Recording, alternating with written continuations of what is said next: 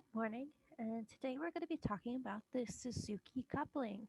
Um, my name is Dylan Gardner, and this is Akira Suzuki, um, and he invented what we are going to be talking about today.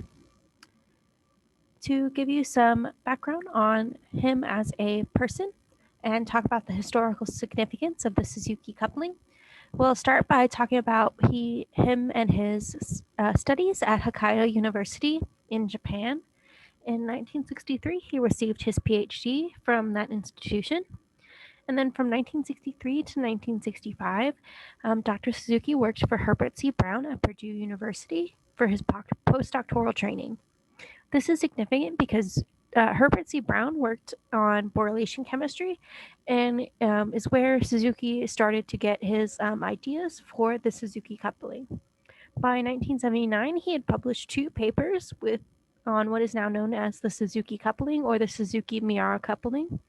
Miura was the other author on those publications. And then in 2010, Suzuki, along with Richard Heck and Ichi Negishi, won the Nobel Prize in Chemistry for palladium coupling reactions. They each had their own separate reactions. And the only reason Miura didn't win the Nobel Prize along with them was because he had passed away by that point. And they do not reward the Nobel Prize posthumously, unfortunately. Um, and so let's talk a little bit more about the reaction and some of the general features of the reaction. Here is the general reaction scheme for the Suzuki Miura coupling. You have a boron containing species, and then you have a aryl or a vinyl halide or pseudohalide.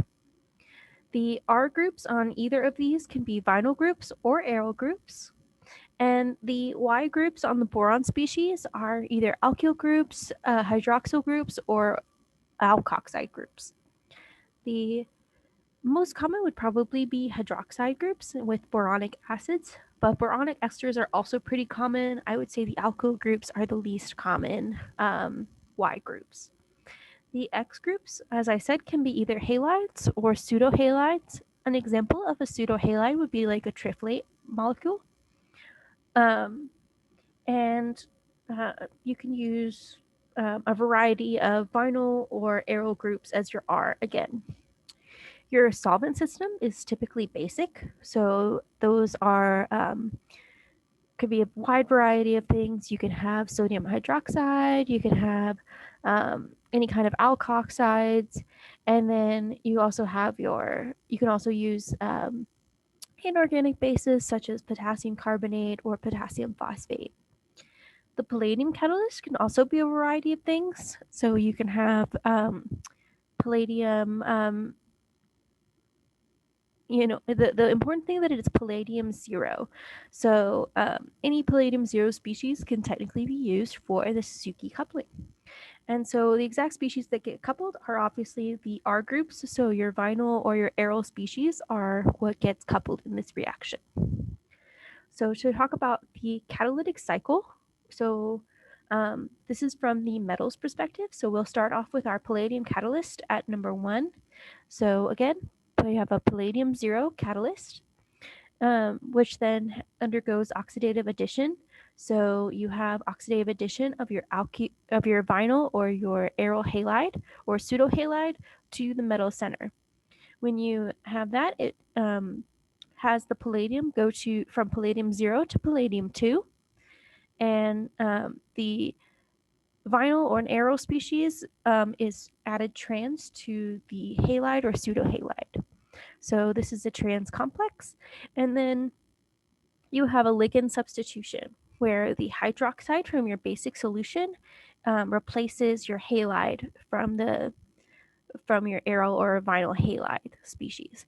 And this is because that the hydroxyl group is a harder ligand than the um, halide or pseudohalide. So with hydroxide being a harder ligand, the palladium prefers harder ligands over softer ligands. Then you have what is typically called a transmetallation, but it's really not a formal transmetallation since boron is a semi-metal and not a transition metal. But regardless, the hydroxide group is transferred to the boron, and then the vinyl or aryl group from the boron is transferred to the palladium center. You still have palladium too. It's not changing the oxidation state in this process. Finally, you have a reductive elimination where the palladium 2 goes back to palladium 0, and your two vinyl or aryl species are coupled together, forming the product that you want and reforming your catalyst position starting at 1 with palladium 0. Now, the exact electron count of this reaction does change based on exactly what ligands that you are using on your palladium 0 complex. So for an example, I just chose the tetrakis triphenylphosphine palladium complexes. So this is the same catalytic process, just more specific to this particular catalytic system. So you start off at position 1 again, where you have your palladium with the 4 triphenylphosphine ligands. These ligands are pretty liable, and so the electron count can vary based on how many phosphine ligands are on the palladium center. So the formal fluid structure here would have 18 electrons, but the 2 phosphine ligands are likely to come off of this structure, reducing the number of electrons to a 14 electron count. And why I would do this and why it's preferred is that because of its square planar geometry, having 18 electrons destabilizes that bonding structure, and so instead it's more likely to have 16 or fewer electrons. And so having 18 electrons is pretty unfavorable for this system. So what's most likely happening is that the phosphine ligands are liable and coming off of that palladium center. And so you have a 14 electron center, which then undergoes the oxidative addition to give a 16 electron count, which is more stable than the 18 electron count. So again, you can see that these ligands add trans to each other, and then you have your ligand substitution, keeping that palladium 2 and that 16 electron count. You have your transmetallation, keeping the palladium 2 and the 16 electron count. And then you have your reductive elimination back to 14 electrons or 18 electrons if you keep the phosphine ligands on the palladium center. Or you would have 14 if you had 2 of the phosphine ligands removed. Either way you look at it, it's a bit of a debate as to which way you would count the electrons. So just to sum everything up and talk about some of the applications of Suzuki mirror couplings in industry, there are some benefits and a couple of challenges to using Suzuki couplings in industrial settings. Some of the benefits is that you only need a catalytic amount of the palladium. So some of these coupling reactions with metals require stoichiometric amounts, but you only need catalytic amounts of palladium. You get direct carbon-carbon couplings in good yields and under mild conditions. So you don't need a lot of heat or pressure.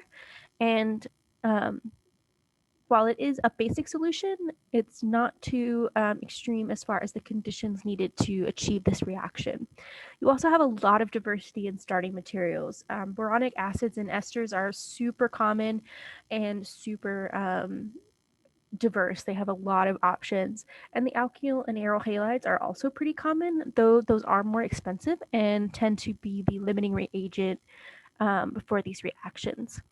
As far as some of the challenges is the palladium catalyst itself is pretty toxic and expensive. Palladiums are pretty rare metal, and the toxicity is really a problem because a lot of these chemicals that are using a lot of the chemicals that we are making with the Suzuki coupling are being used as medications. And so you really don't want to have the toxic effects of palladium contaminating your medications. And then the catalyst itself is homogeneous, which can make it harder to recover and regenerate than if you had a heterogeneous catalyst. Those are much preferred when you're talking about industrially using catalysts. Just a couple of examples of pharmaceuticals that use Suzuki couplings in their reaction process at the industrial scale. We have losartan, which is a high blood pressure medication, which and for heart failure.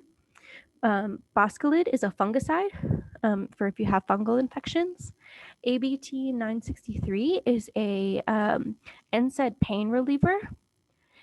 And then you also have another example is nevaprine, which is a non-nucleoside reverse transcriptase inhibitor, and they use that to prevent HIV infections from turning into AIDS. And AIDS is the more more likely to lead to death than just an HIV infection by itself. So these Suzuki couplings are used to couple um, these arrow groups together. And so here's two examples of the structures. So here's losartan and here is boscalid. And you can see the arrows are pointing to which bond is created by the Suzuki Mira couplings. Yeah, and so it's a pretty very common use in industry. And just if you would like more information on this kind of coupling, you can look at my sources. So David Blakemore has a chapter on Suzuki Mira couplings, and then this is the name of the paper that was originally published by Suzuki and Miura in 1979, going over the original discovery. Thank you for listening.